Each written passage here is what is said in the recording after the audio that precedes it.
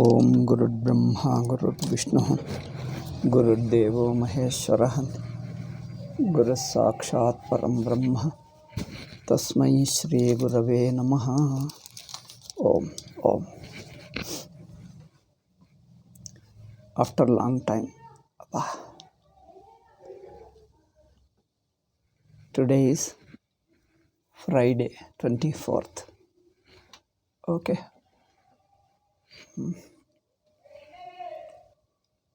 I speak as much as long as I can. When I feel tired, I'll just close down. Okay. I just speak maybe 15-20 minutes or so.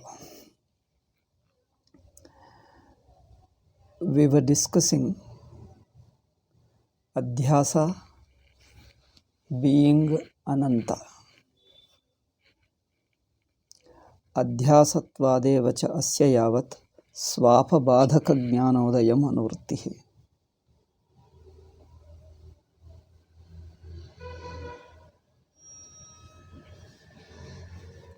Adhyasa drishyaiva. So, avidya or adhyasa continuing in deep sleep is from the standpoint of adhyasa. This we have discussed, that even in sushupti, avidya, adhyasa is not there in your anubhava, yet we consider as it is present from the waking standpoint, from the adhyasa standpoint. Therefore, anuvritti swapecha anuvritti adhyasa drishyaiva. It is from the standpoint of adhyasa only. Swapecha anuvrittihi. Adhyasa continues even in deep sleep. This is stated from the adhyasa standpoint. Second is jnanena badha. So, with jnana, by jnana, adhyasa is falsified. Adhyasa is negated or falsified from the adhyasa standpoint alone. Because actually in the Atma itself there is no adhyasa. You say that adhyasa is there only being in adhyasa. Sitting in adhyasa, you accept adhyasa in the Atman. We accept adhyasa only sitting in adhyasa, we accept the presence of adhyasa in the Atman. But from the standpoint of Atma, to the Atma itself there is no adhyasa. It has never been, nor it is, nor it will ever be. Avidya sahakaryena nasidasti bhavishyati. There is one beautiful shloka of Sureshwaracharya from Brihadaranya Vartika. Adhyasayam stitva avidyayam stitva avidya iti prakalpate. We refer to avidya sitting in avidya only. Sitting in adhyas. Brahmadrishtya avidyayam nakathanchana vidyate. From the standpoint of Brahman itself, there is no avidya. Nakathanchana vidyate. It can never exist, nor it has existed. Avidya sahakaryena nasidasti bhavishyati. Neither it was, nor it is, nor it will ever be. Therefore, so avidya's continuation, adhyasa's continuation, that means ananta. We call adhyasa is anadi ananta. In sushupti, there is no break. There is no break of avidya, because even the sushupti we look at from adhyasa standpoint, therefore we consider it as continuing. Then jnana badha, that adhyasa is falsified, also we say from the adhyasa only. Because assuming that there is Adhyasa, we say it is removed. But it, from the Brahman standpoint, it never existed. Therefore, the thought of correcting Adhyasa, removing Adhyasa also presupposes Adhyasa only. Therefore, we can say Adhyasa is Ananta in this sense. Adhyasa can be called Ananta. So, Anantata and Jnanena Badascha Ubhavapi Upapadyate. Therefore, calling Adhyasa as Ananta, endless, and at the same time calling it as negated by Jnanam, both of them can be accepted. If it is negated by Jnanam, that means once Jnanam takes place, two ways you can look at it. The very negating is assuming Adhyasa alone we negate it. Therefore, the negation is by assuming, by relative to Adhyasa. Therefore, even in negation there is Adhyasa, we can say. One way. Not in negation Adhyasa is there, but not that Adhyasa is there in its negation. Otherwise, negation has no meaning. Not in that sense. But even referring to that negation is presupposing Adhyasa, we talk of negation. Okay. Or another angle is Adhyasa on negation. You look at from the Swarupa, then it never existed. Therefore, negation is possible, negation is there. At the same time, its Ananta is also okay. Ananta means until you negate, until you take the Brahma standpoint, as long as you take Adhyasa standpoint, it is endless. As long as you take Adhyasa standpoint, it is endless. Therefore, it's a negation. Presupposing Adhyasa, we talk of its negation. Therefore, from that standpoint, Adhyasa continues. So, in this way, Adhyasa can be called Ananta. For this, in Sushupti, how does it continue? That we have discussed, that we are imposing from the Adhyasa standpoint. In the Anubhava of Sushupti, there is no Avidya. In the very Anubhava of Sushupti, there is no Adhyasa. That is very evident. Yet we consider that Adhyasa continues in deep sleep from the standpoint of Adhyasa, that is from the standpoint of waking. So this point is conquered by Shankaracharya himself, by Acharya himself. Therefore, Swamiji is quoting Sutra Bhashya. One is Yavad Atma Bhavit Yacha Nadoshaha Taddarshanat. Yavad Atma Bhava. Until you understand Atma, Bhavitvat, Adhyasa continues. Until you negate Avidya and stand as Brahman, understand yourself as Brahman, until that time, Avidya continues. Nadoshaha. So there is no defect in it, because Taddarshanat. It is found to be like that. Until you understand, it continues. So for this, Yadyapi, so this is the sutra. This is the second Adhyaya, third sutra, 30th, no, second Adhyaya, third pada, sorry, 2, 3, 30. Second Brahma Sutra, second Adhyaya, third pada, and 30th sutra, Yavadatma Bhavitvacha Nadoshaha Taddarshanat. On this sutra, there is a Sutra Bhashya. So, Swamiji is quoting this Sutra Bhashya. He says, Tatahi Bhagavan Sutrakaro Vakshati.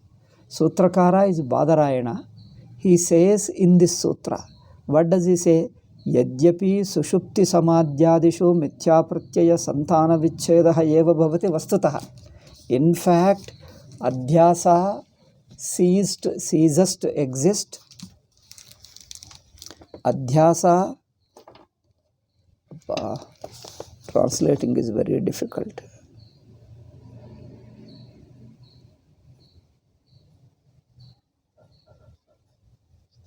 Ceases to exist when in Sushupti and Samadhi. That means in Sushupti and Samadhi, Adhyasa is not experienced. That's what it means. In Adhyasa, not experienced in Sushupti and Samadhi. Adhyasa is a Mithya Pratyaya. That Mithya Pratyaya is experienced in the form of Aham Pratyaya.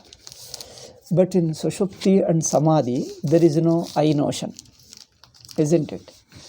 There is no notion whatsoever. Why I notion? There is no notion whatsoever. So, Adhyasa is a Mithya Pratyaya, a wrong notion about oneself, in the form of Aham and Idam. See, in Sushupti, there is no notion whatsoever. So, what is Adhyasa? Adhyasa is a Mithya Pratyaya, a wrong notion. That wrong notion is in the form of I notion, and also this notion, the world notion. Why? First, Adhyasa is a wrong notion. The wrong notion that exists in our life is in the form of I notion and this notion. Now the question is, Adhyasa is a wrong knowledge, a misunderstanding, or we say Mithya Pratyaya, a wrong knowledge, false knowledge. Now how then is I notion a false knowledge? Yes. I notion is a false knowledge, a wrong knowledge. That means I notion is a wrong knowledge about Atma. I notion is there, but that I notion is a wrong knowledge about Atma because it is not truly presenting Atma. Atma is pure consciousness, not available for any notion. See, Atma is pure consciousness and it is a pure subject and eternal subject. It can never be object. Pure subject means it is consciousness not available for any objectification.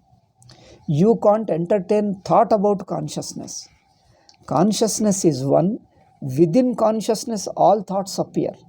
But the thoughts objectify something other than Sakshi. Whatever thought you have in the consciousness, all the thoughts have something else as an object. Thoughts cannot have Sakshi.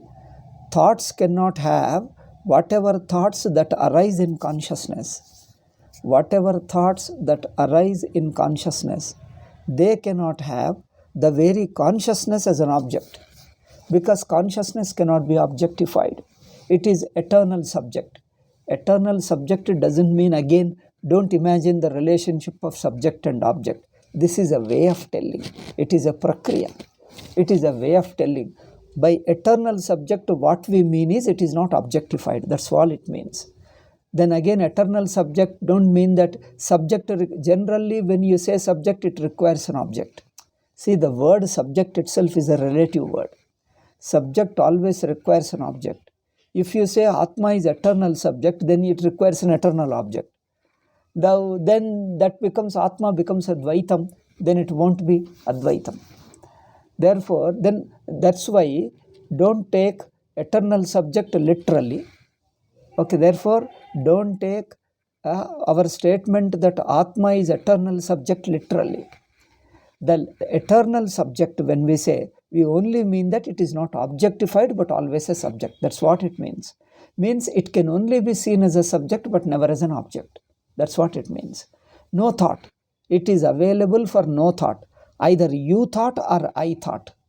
Generally, we have two thoughts in subject and object.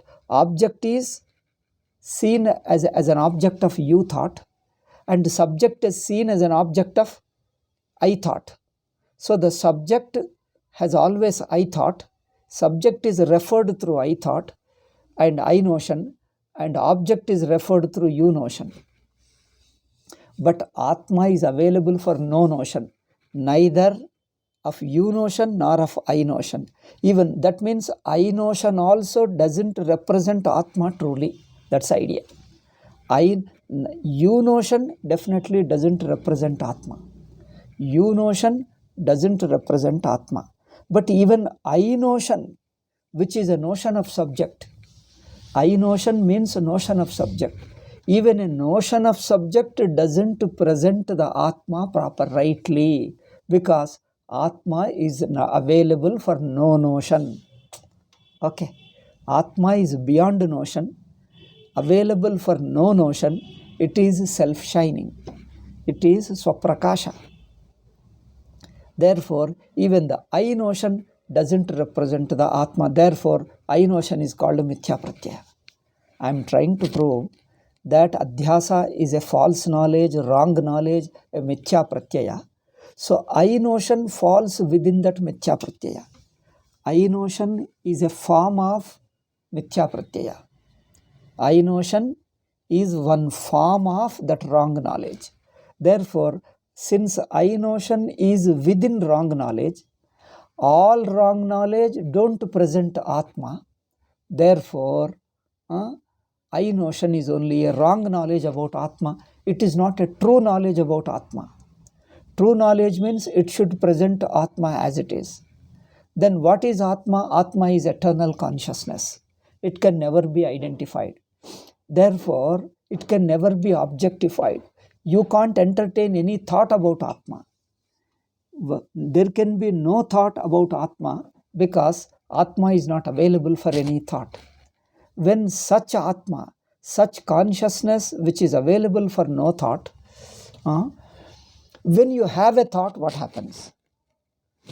Atma which is not available for any thought, you start entertaining a thought, what happens? That thought is inevitably wrong thought. What is not available for any thought? See, note this point. Why I thought is a wrong thought? Why I thought is an Adhyasa? Because what is not available for any thought, see, what is not available for any thought, if you entertain a thought about it, the thought is going to be inevitably wrong thought. Isn't it?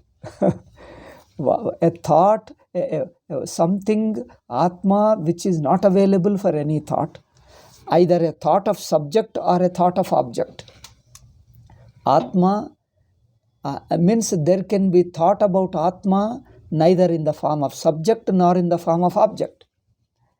Neither in the form of subject nor in the form of object. That means no thought can encompass, no thought can encompass Atma. That means Atma is independent of thought. The very thought is a false thought about Atma. Very thought itself is a falsity about Atma. Atma which is not available for any thought. Any thought you entertain is inevitably going to be false thought. Therefore, I notion or you notion are the false thoughts about Atma. Atma itself is eternally free from Adhyasa. That means Atma is eternally free from any thought. It can be encompassed by no thought, and any thought you entertain can never show the Atma. Any thought you entertain is not about Atma. Atma is not available for any thought. So any thought you entertain is not about Atma.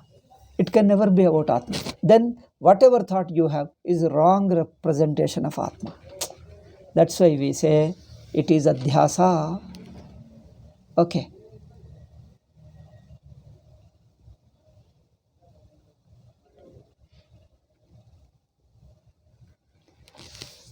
Yavadatma bhavitvacha. So he says, Sushupti samadhyadishu. In Sushupti and Samadhi, one is free from Adhyasa, one is free from any thought. One is free from thought, what happens? Mithya pratyaya santadana vichhedaha. So there is no experience. In that experience, there is no Mithya pratyaya. There is no Mithya pratyaya experienced in deep sleep and in Samadhi. Sushupti samadhyadishu.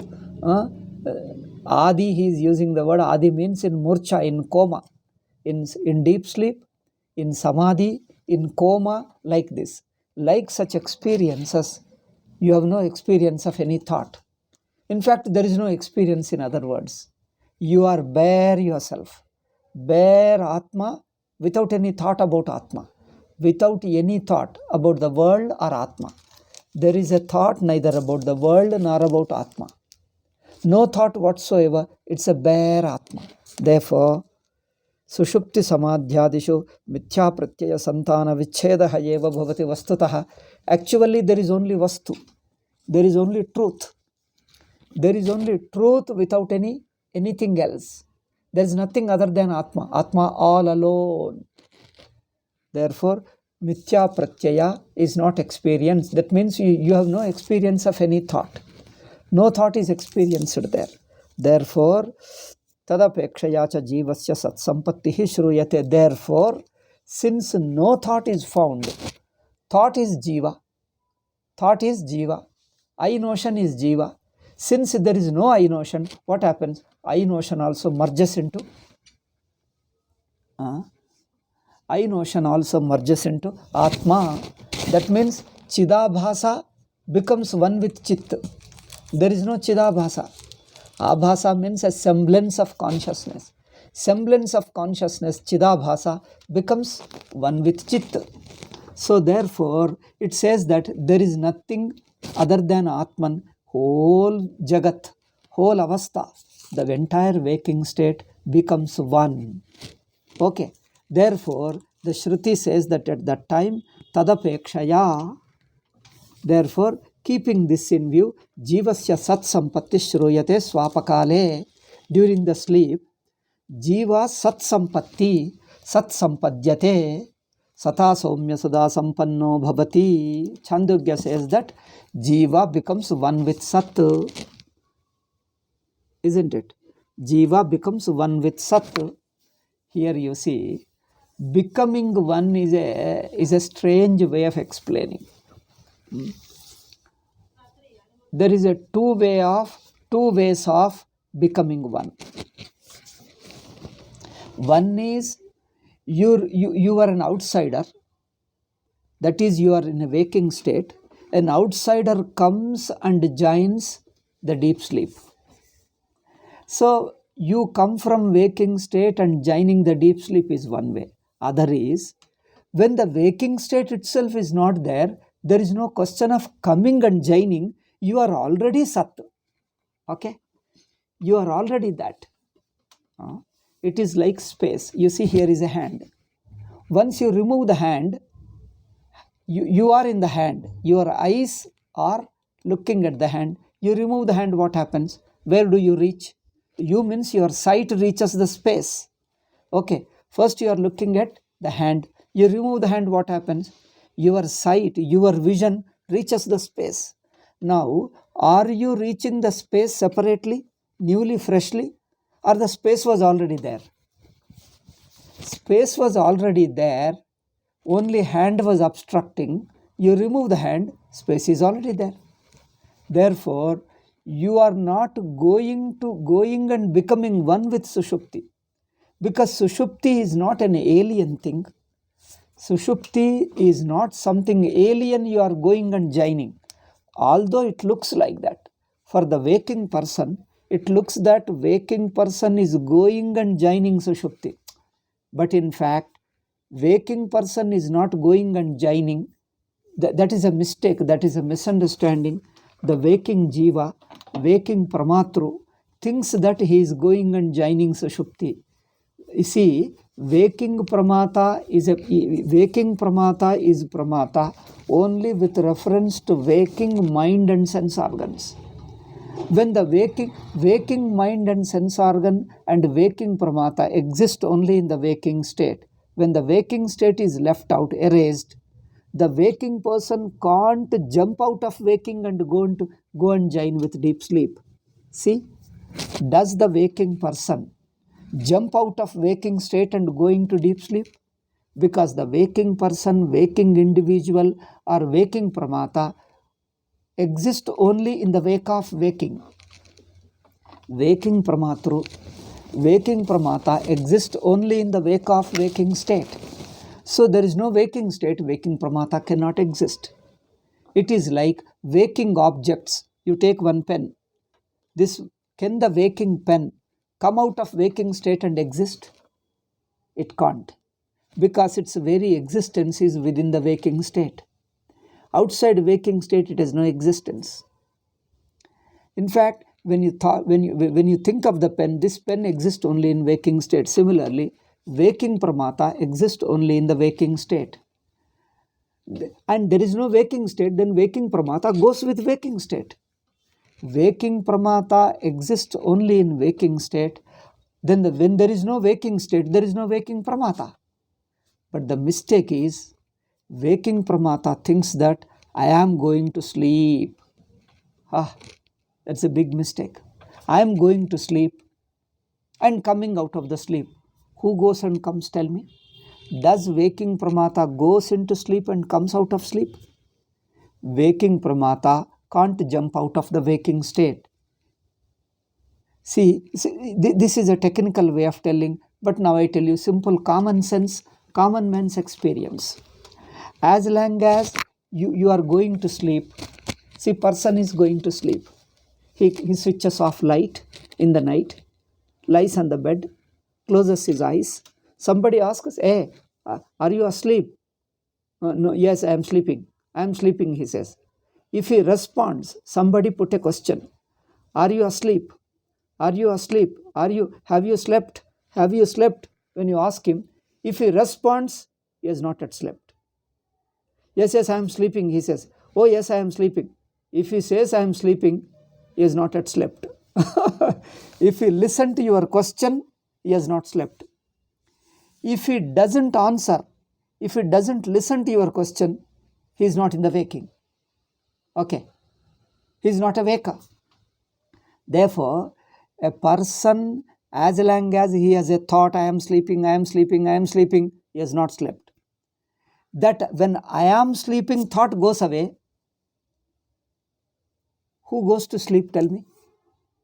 The waking person is not going to sleep. What happened? The whole waking is already part of deep sleep. So the waking going means what? What happened? The entire waking state is swallowed into deep sleep. In fact, this swallowing into deep sleep also, assuming the waking state, we are talking. But from the standpoint of deep sleep, you have not come from elsewhere. Do you feel that you have come from elsewhere? You are you. Therefore, when the waking state is erased, when the waking individuality is erased, you are you. You don't come from outside, you alone remain. This is what we have to understand. There are two ways, that's why I told. One is coming from outside. Second is when the outside is not there, you alone remain. Therefore, so you don't go to Sushupti and join.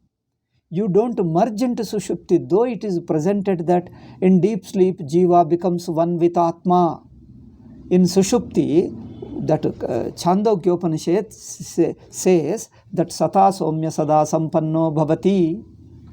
So, Jiva becomes merged into Sat Swarupa, pure existence. Sat means pure existence. Pure existence or pure consciousness. He merges.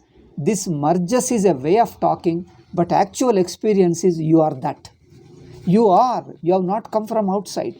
You are that, because there is nothing other than you. When there is nothing other than you, you are already that.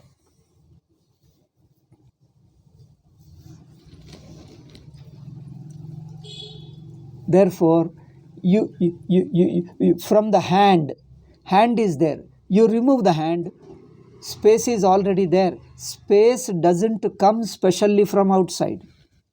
Space was already there. The hand was obstructing. You remove the hand, you find space is already there. Similarly, you remove the waking, you remove the Jiva Bhava, you are that. In Jiva there are two things. Jiva is existence, another is Jiva Bhava. There is a notion. You remove the notion, Jiva remains pure existence. The pure existence is Sushupti. Therefore, Sushupti doesn't come and go. Waking itself is a projection upon the Sushupti. Sushupti is ever existing reality. Therefore, from the standpoint of Sushupti, it says that Jiva has merged, as it were, because he is never away from existence. Where is the question of merging? Jiva has never been away from existence. See, we should understand this Chandogya Upanishad Vakya. Chandogya Upanishad says that in Sushupti he becomes one with existence. This should not imply, this should not be taken as that Jiva was outside, comes and merges into Sushupti. No, he is not outside. He is essentially he is existence alone.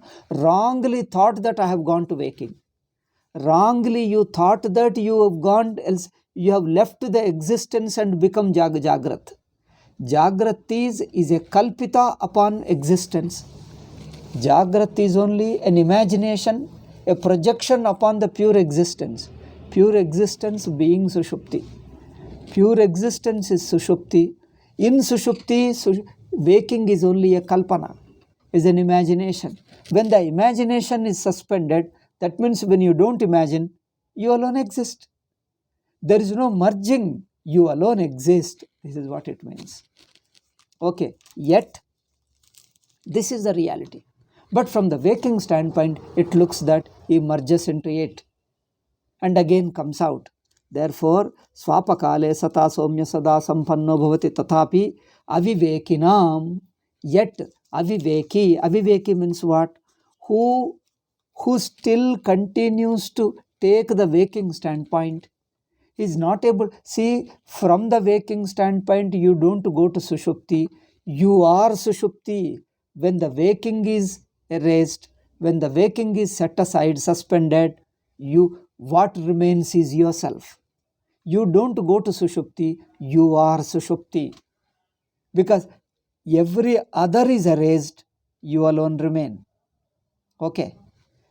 I'll give you worldly example. Let us take a wave merges into water. When we say wave merges into water, what happens? You mean, is there a wave outside water and comes and merges into water? Is wave something outside water and comes into merges into water? Wave has a shape. When the shape is removed, it is already water. Where is the question of merging? You see this point? Wave means only a shape of water. Shape is removed, water is already water. There is no merging. Merging is only a way of telling. Merging is only a way of telling, but it is water alone. Similarly, when there is a pot is made of mud. Pot is only a shape. You remove the shape, it is already earth. It is already mud. Similarly, a gold chain, an ornament's shape is melted, it is already gold. Do you say that an ornament when melted merges into gold? Ornament when melted merges into gold. This is a way of telling. There is actually no merging. When the shape is not there, it is already gold. When was the time that it was away from gold and it has to merge in the gold? See, ornament, when was the ornament away from gold that it has to come and merge? Or take another example, pot space. When you remove the pot, or when you look the pot, instead of looking from inside, look from outside. What is pot space? You look from the inner walls. You look in the inner walls, it is a pot space. You come and look from the outer wall. In the space, there is a pot. Therefore, space is already there.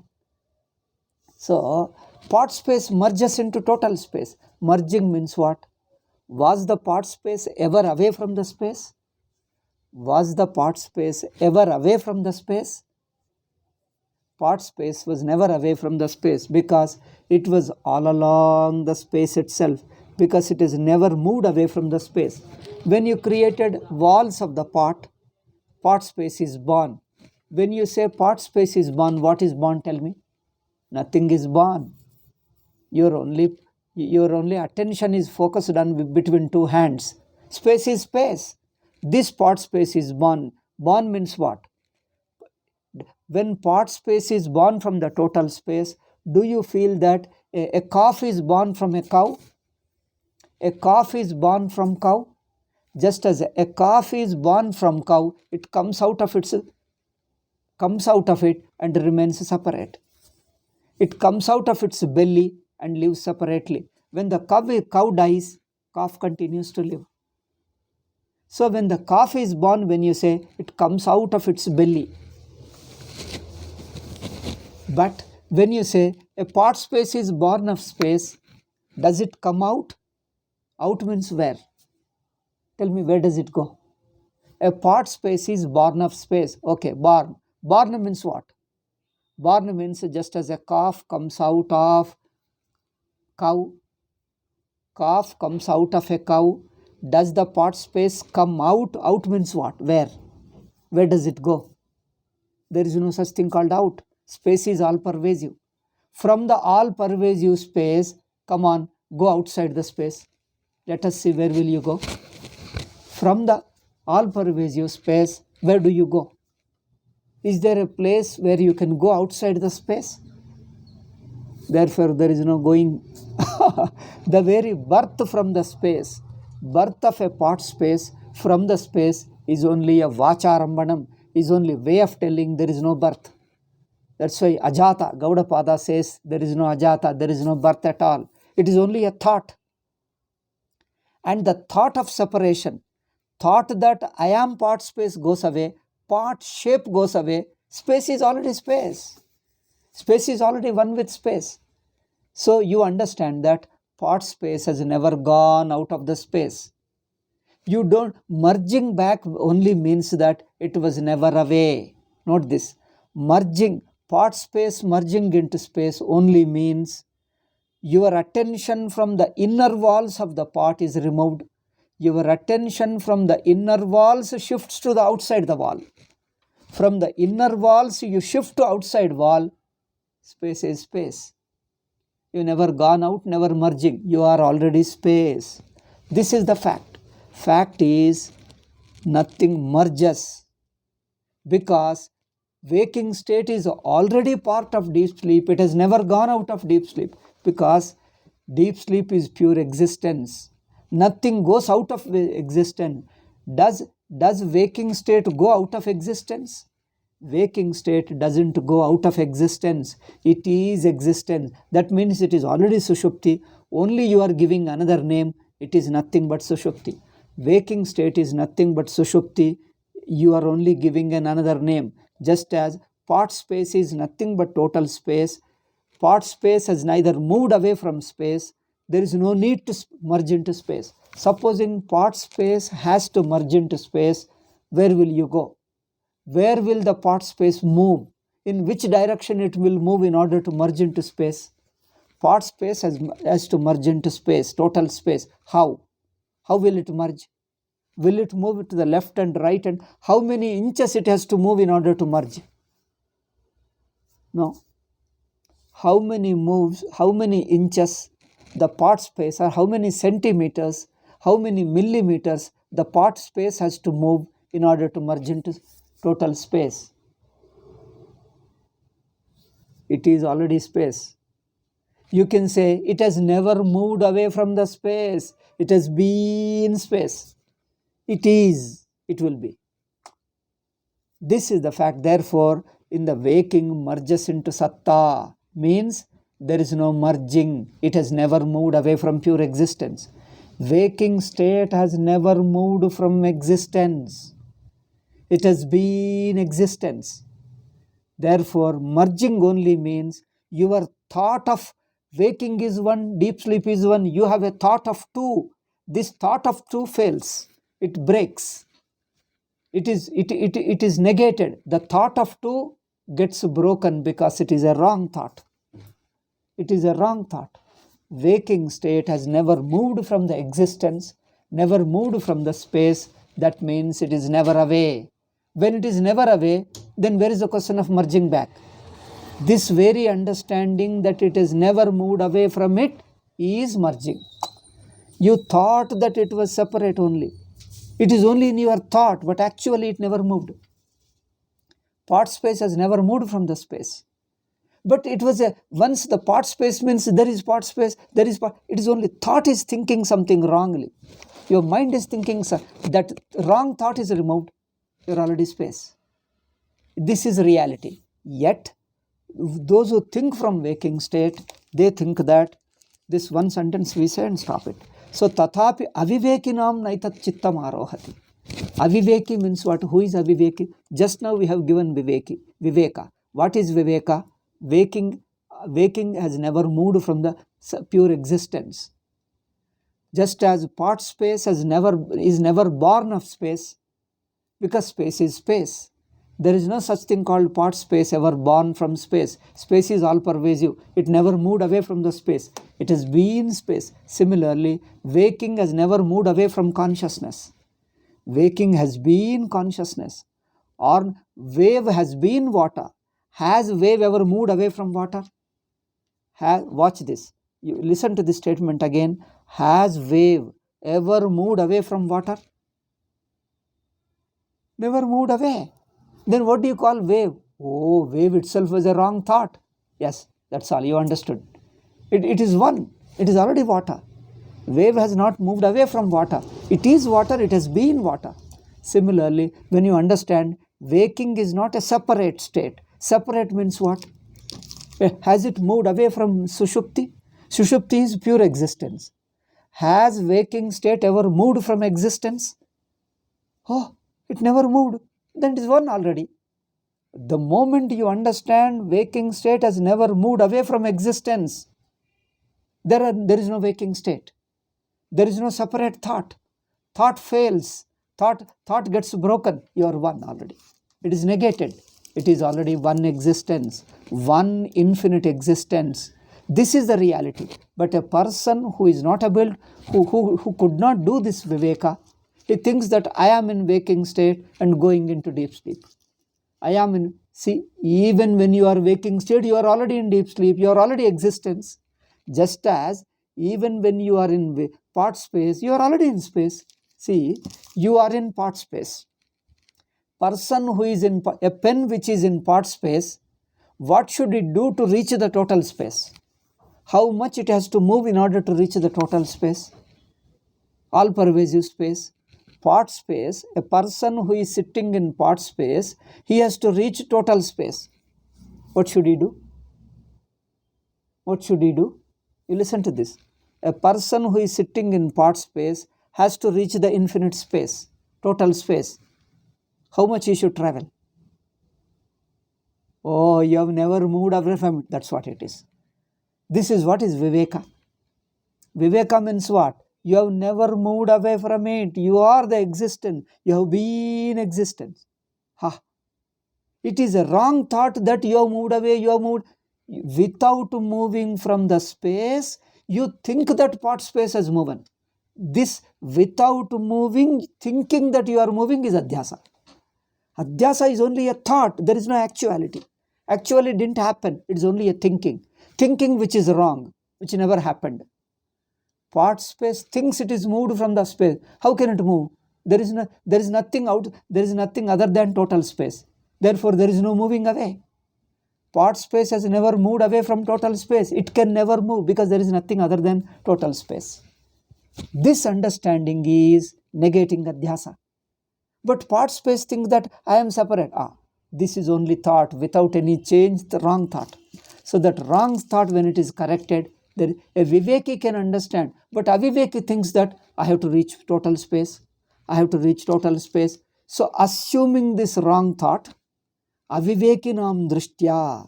Therefore, tathapi avivekinam naitat chittamarohati. This Aviveki thinks that I am coming from waking and merging into deep sleep. Part space thinks that I am coming and merging into total space. Wave thinks that I am merging into water. Merging into water? Then an intelligent man asks, were you not away from water? Were you ever away from water? Wave says that yes, I was away from water all these days. Now I am merging.